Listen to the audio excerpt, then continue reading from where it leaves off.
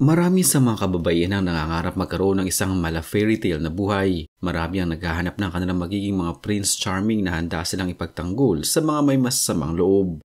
May mga kababayan na din tayong nakaranas manirahan sa palasyo at minsang naging prinsesa sa piling ng kanilang mga prinsipe. Subalit hindi din nagtagal ang kanilang mala fairy tale na pamumuhay dahil nauwi din ito sa hiwalayan at walang happy ever after. Pero para sa dating aktres na si Kay Abad, nakakasiguro siya na natagpuan na niya ang kanyang Prince Charming at nabigyan siya ng kanyang asawa ngayon ng mala fairy tale na buhay. Nasaan na nga ba ngayon si Kay Abad at ano na nga ba ang naging buhay niya sa piling ni Paul Jake Castillo? Halina't atin itong alamin. Kailangan ko muna lumayo. Si Kay Abad ay may tuturing na isang mahusay na aktres noon. Halos naging kasabayan niya sina Jody Santa Maria, Dominic Ochoa, Marvin Agustin at iba pa. Maraming mga pelikula at palabas sa telebisyon na ang kanyang nilabasan subalit nahinto ang lahat ng ito nang siya ay maging isang ganap na asawa at ina sa kanyang mga anak. Ayon kay Kay Abad, noon pa man ay pangarap na nito maging ina at mag-alaga ng kanyang mga magiging anak. Sa ngayon ay namumuhay siya sa Cebu kasama ang kanyang buong pamilya.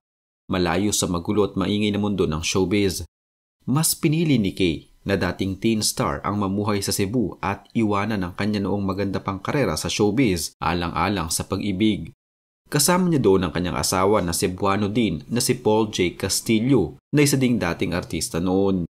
Si Paul Jake Castillo ay minsang naging housemate sa bahay ni Kuya noon. Isa rin siyang modelo at lumabas sa napakaraming mga pelikula, palabas sa telebisyon at mga guestings. Nagtagpo ang kanilang mga landas noong taong 2010 sa afternoon drama na Alina, na kung saan si Kay ay isa sa mga lead role habang si Paul Jake naman ay mula sa supporting cast. Bago pa man pumasok si Jake sa mundo ng showbiz, kilala na siya at ang kanyang pamilya sa Cebu dahil sila lang naman ang nasa likod ng mga kilalang brands sa Pilipinas gaya ng Bioderm, Casino Alcohol, Efficacent Oil at napakarami pang iba.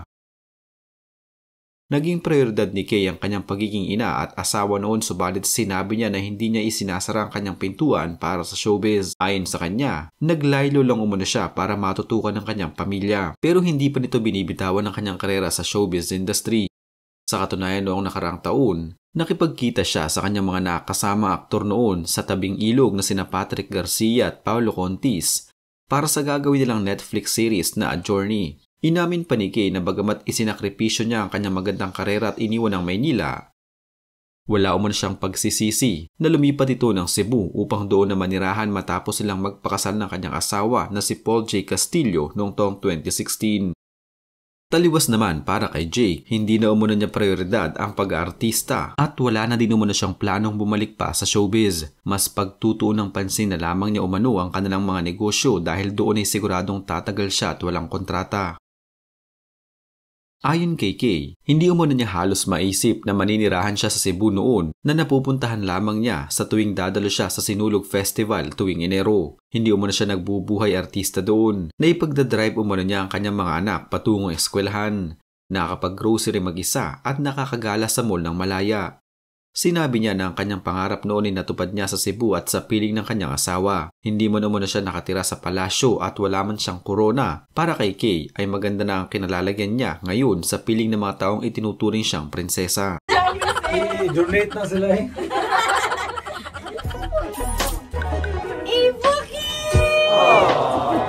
Let's go, guys! Taong 2016 ko niyong matatandaan sa dami ng nagbigay ng messages kay Kay Abad sa engagement niya kay Paul J. Castillo. Ang message ng kanyang kapatid na si Sara Abad ang isa sa pinaka naging emotional siya. Reading the message, mapifeel ang care and love na namamagitan sa magkapatid. Ipinost ni Sara sa Instagram ang message niya kay Kay, a very emotional moment for our family. We've all been waiting for this special day to come. Since we were young, you've dreamed of your own fairy tale. You waited for someone to sweep you off your feet. You never settled for anything less than what you have imagined for your own love story. We all couldn't help but cry because we are all so happy that you've finally found your happily ever after. Nakakatuwang malaman na maraming mga nagmamahal kay Kay at lahat sila ay masaya sa balitang engaged na ang aktres sa fiancé nitong si Paul Jake noon. Matagal nilang hinintay ang pagpapakasal ni Kay na kanilang minahal mula pa noong unang pumasok sa showbiz. May fans si Kay na naiyak din nang napanood ang video ng marriage proposal ni Paul Jake at may isang comment na parang kapatid o kamag-anak niya si Kay sa sobrang tuwa niya na mag-aasawa ng aktres. That's what you call? Hey. Say, sisiw. Hang na ayan, that's one. Bye. Okay. Mommy, is it going to grow if you take care of it and feed it? Wala, no, dead na. No, she just did a project and Yes. Actually, hindi really out, but medyo naglaylo. Ikaw 8 naman years. out. Siya ang nag-out. Oo. Yes. So, No, never akong nagdalawang isip. Because it was really my dream to have my own family. And as early as 18, sabi ko, when I have my own family, I think I'll stop acting. Because I want to concentrate with my family.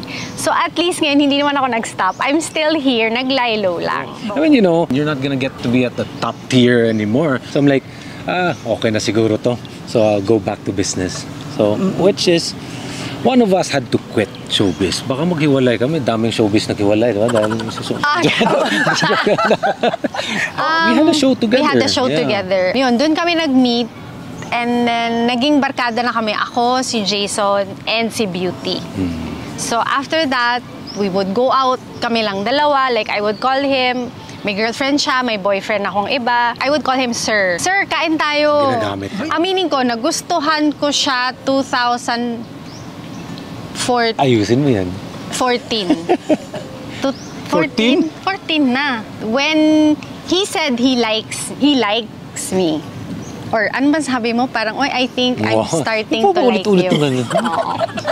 Kasi you know, Meron pa siyang style, kunyari, Magulo to sa bahay. sabi niya, Abad, naiwan ko yung wallet ko sa'yo. So, balikan ko bukas. Wow! I did not do that! Yes, you did! I did not do that! Oo, no? Sabi mo, naiwan mo yung wallet mo. Naiwan Hindi yun. Hindi, di totoo yan. Mas huwag ka maniwala dyan. Iniwan mo nga. Tapos sabi mo, balikan mo bukas. Tayo na lang. May ganyan na siya. na-predict niya yun. Hindi niya na-predict yun. Planado niya yun. Kasi imagine to say that, meaning there's something there. May something nga. May something ka. Wala. Bakit mo ko inofera na pag nag-40 ka, tapos pag wala akong boyfriend, wala kang girlfriend, tayo na lang? Oo, meron ka nang nakita noon. Meron.